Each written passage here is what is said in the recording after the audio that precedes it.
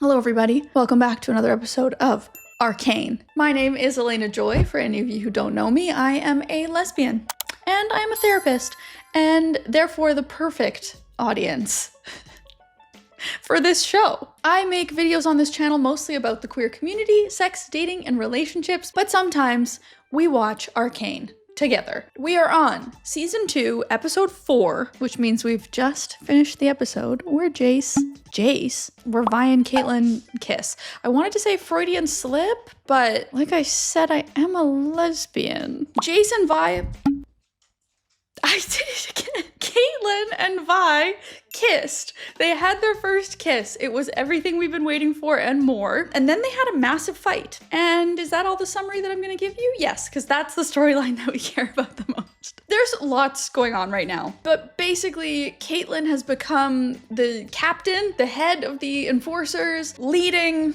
Ambessa and her crew in the attack against the undercity after Jinx hijacked the ventilation system and released the gray and paint all up into topside. Also, there's like a red witch now. Red witch, rose witch, dead, but I think there's more of them as they have kidnapped Mel. Also, Jinx is an adoptive mommy now.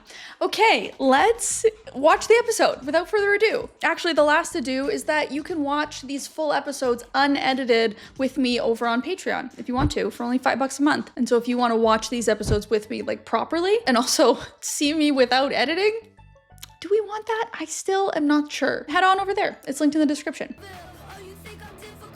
These intro sequences get me every time. Oh my god. I'm looking up the soundtrack right now. I'm doing it right now. I say it every time and then I don't actually do it. And I love, like, this intro. It's the same every time. I love it every time. I hope on the soundtrack to this, they play this song like every 6 songs to indicate the changing of an episode. Oh, there's the rose! There's the rose! That's what I was saying. I have an audience with the Masons Guild first thing in the morning. Let me guess. Complaints about the Noxians. They doubled their fortification requests. Again. Okay, hold on. Is this why all of you have been so insistent that I know that this is not a child? Okay, I was wondering why there was a lot of passion behind the sentiment that Elena, that is not a child, that is a person in their 20s. This felt like very important for me to know. I see why. I see why that really matters now. What? When did this happen? How much time has passed since her and Vi had that fight? Like, cheating? Question mark? But like, no, because they're like not in a relationship. But like, they are. Caitlin's cheating on all of us. That's what's happening. Caitlin's cheating on my heart. Caitlin's cheating on me. I don't like it. It's not Vi, I don't like it. You're in the wrong place. Scumbags and scallywags, put your hooks and paws together for the And here we have Jinx and her daughter. And in the other gray corner, the challenger. So Jinx is still wanted. She's still in hiding, but is also hosting creature fights? And after that, who knows? Or is she just playing with their kid? Or is this a game, an imaginary game with a kid? Wait. No. Yeah, it's just them playing. That's so cute. That's so cute. But I guess you won, and a deal's a deal. Ooh, what was the deal? So they made some sort of bet on their bug fight, and the child won. Oh yeah, and Jinx is missing a finger because Caitlin shot her finger off. You're lucky. I didn't get to do much of this with my older sis. She was more into hitting things. I had a different name back then. This is so cute. Oh my god, my heart can't handle this show. Okay, so Jinx is not claiming adoptive mommy status. She's claiming big older sister. She is trying to be, or going to try and be, the big sister that she feels like she never had but always wanted. My heart. Did Savika put you up to this? Savika. That's how you pronounce it. Not Sevica. That's a past life kid. Knows about as sweet as last year's milk. Jinx is dead. So I guess the kid wants her to fight back? Like wants Jinx to come out of hiding?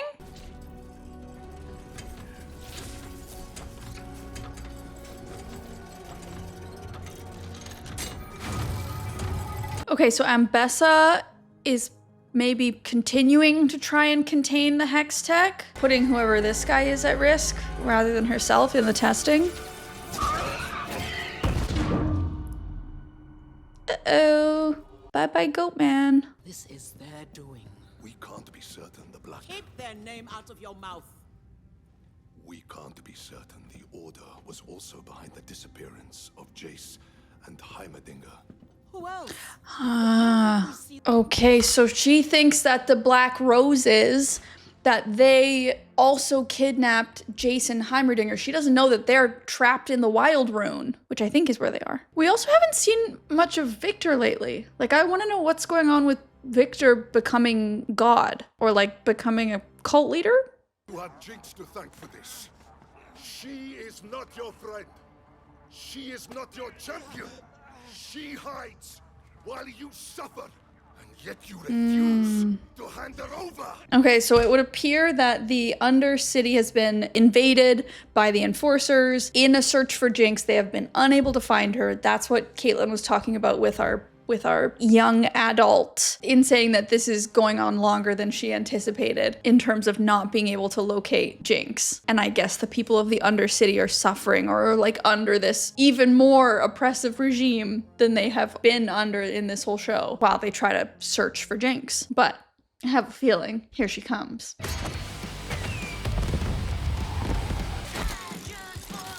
Like, I know she's evil, or she's like one of the bad guys, kind of. She kills people and children indiscriminately. Not good, but also she's such a badass. She's such a badass. Oh, come on, dude. But was it Jinx or was it the new little sister? This doesn't have to change what we talked about this morning. You can still... Officer Nolan. Quite the familiar face these days. General? If it wasn't Jinx at the checkpoint, one of them knows where she is. Arrests require cause. What greater cause is there than returning peace to this city? This is what we're seeing over the past few episodes, or like over this season, is Ambessa is sort of radicalizing Caitlin in service of her own interests. Ambessa wants to take over the Undercity. Caitlin wants to revenge her mom. Caitlin wants to revenge. That's not right. Avenge. Caitlin wants to avenge her mom, but she's struggling with the ethics here. She's struggling with the seeing unnecessary, excessive violence against innocent people. And it's clear she feels stuck. Why is peace always the justification for violence? Yeah, that's the line. Why is peace always justification for violence? From the oppressors, from the majority group, those with power. I hosted the most lavish galas in the city. So I think this guy is trying to heal his legs with the painting of the shimmer. I keep hearing about this healer down in the fissures, way out on the fringes. They say he makes miracles happen. Is this the scientist guy? Is she talking about the guy in the cave with the big wolf thing that he's like pumping blood into? It's all starting to come together. About what? You're stunned at the checkpoint. No idea what you're babbling about. That wasn't you? Wait, was this her? It was her. It was. So I'm thinking Not your strong suit. would make a world of difference if you showed up. You're a symbol. You want a symbol? She's missing her middle finger. Oh my god. Where's Vi in all this? We're having a rally tonight. Vander's statue. Firelights, your fans, anyone I can bring to the table. Okay. This fantasy you've been living out here, it's not gonna last forever. So we are trying to now unite the Undercity against Topside. The Firelights and Jinx fans together? That seems incongruent, and I love it. That is what this show does such a good job of, amongst many things, is the characters are complicated. There's no clear good and evil. Like, I'm trying to say, oh, Jinx is obviously, she's supposed to be one of the bad guys, or she's supposed to be evil. But that's always the question. Does true pure good and true pure evil exist? Because we know Jinx is good. We know that there's good in there. She's just hurt and now is hurting others. And her history of hurt, explaining her hurting others, doesn't excuse the murdering, the multiple murders. But it does matter. Still giving me the silent treatment, huh? Between you and Isha. Who's she talking I'm to? losing my snappy comebacks. I think Isha is the child. Owe it to you. On account of the murdering and all. But I got something going now.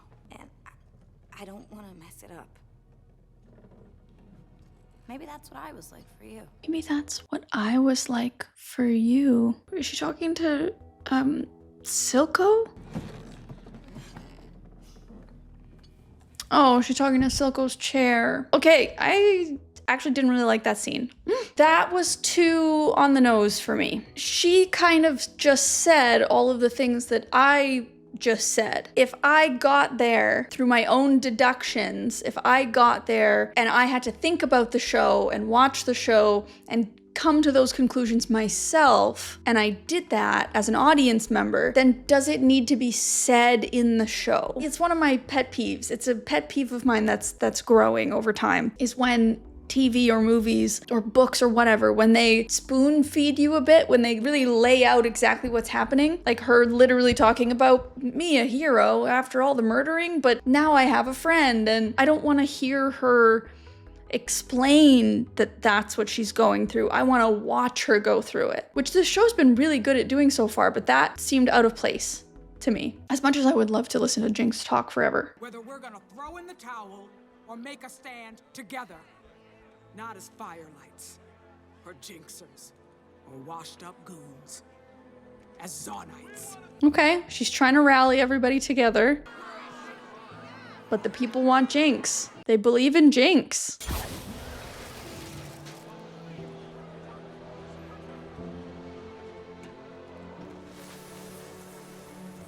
How about Isha? Will we take Isha? Maybe. Maybe we will. What was that? Why? Oh my god. Just when we're about to have a taste of hope, an ounce, a smidgen, then the stupid enforcers come in here and they're just beating the crap out of everybody for doing what? For gathering peacefully? Oh, yeah. You get him, Isha. Oh, wait, this is our scientist, right? The guy, the wolf guy? What has he been up to?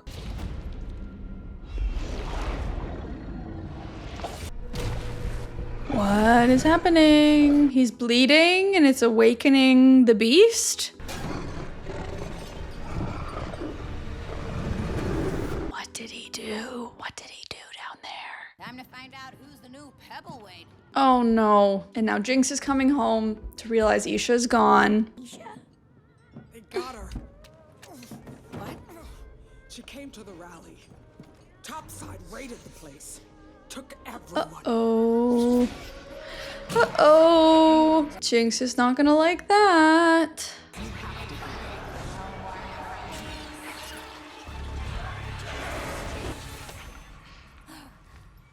Talk about abandonment trauma. If anybody's got it, it's Jinx. I'll tell you a secret. We won't be staying long. Cause he's got a wolf beast up his sleeve. Oh, shit. Yup.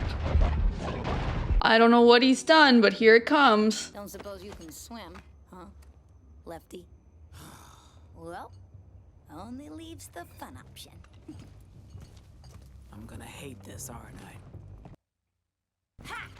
It's me, You're vile villainess, the author of your nightmares, the dread of Who are you? Oh my god. Who are you? You expect me to believe Jinx, the master criminal, wears pants like that?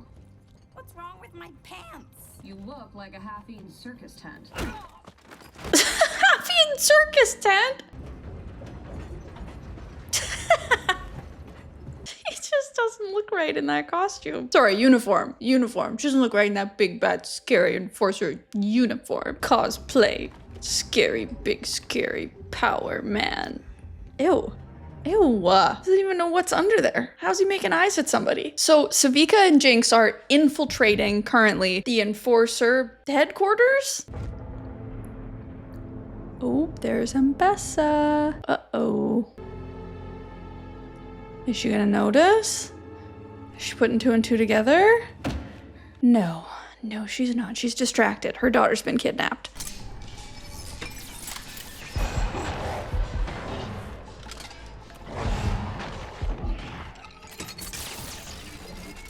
So Jinx still knows how to harness the power of Hex Tech, and she somehow seems to be the only one who's figured it out. Everybody else keeps getting erased. Where is Vi?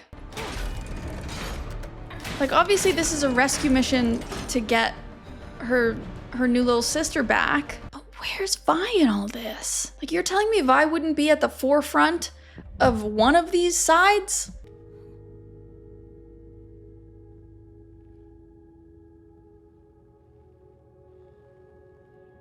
Is Jinx about to learn the power of community? Belonging? Uh-oh, I'm gonna cry. Oh, I'm gonna cry.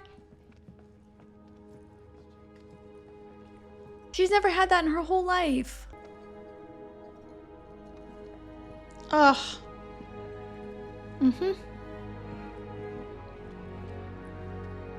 This is making me emotional because you see it a lot in therapy, you know? Like, people are lonely. People are really lonely. And it does so much harm. And it's so painful. And so watching somebody maybe find community for the first time in their whole life, ugh, that touches my heart. That touches my heart.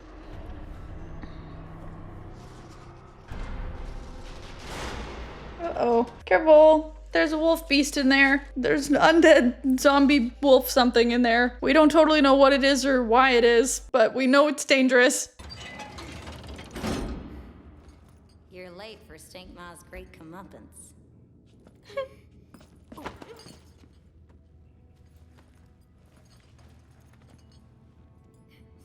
This is Jinx's redemption arc, right? Is that this act? Is that what this is gonna— oh, he locked himself in. Someone pay attention to that. Scientist guy just locked himself in. Maybe lock yourself in too. I would be following his lead, personally. The hell was that? I don't know, but I wouldn't walk toward it. Sick. Knew I shouldn't have done that as soon as I did it, but like, I can't really headbang, but I want to. How? I need to know how and why and like, oh no. How is the wolf attached to the scientist guy? Is he being controlled by the scientist guy? Is he just like somehow bonded with through blood? Is he there protecting the like what? This is very cool. I need more information. Oh no. This feels like something that I would play on Guitar Hero in 2008. You're no Stinkma. Smile. Why though? Why is this monster attacking her? Come on, scientist guy, call in your dog.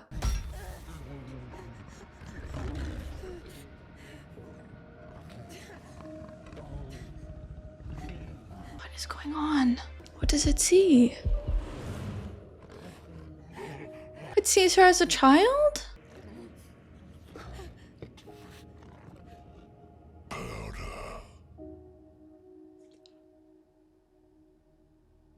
Wait, was that Vander? Was that Vander's face?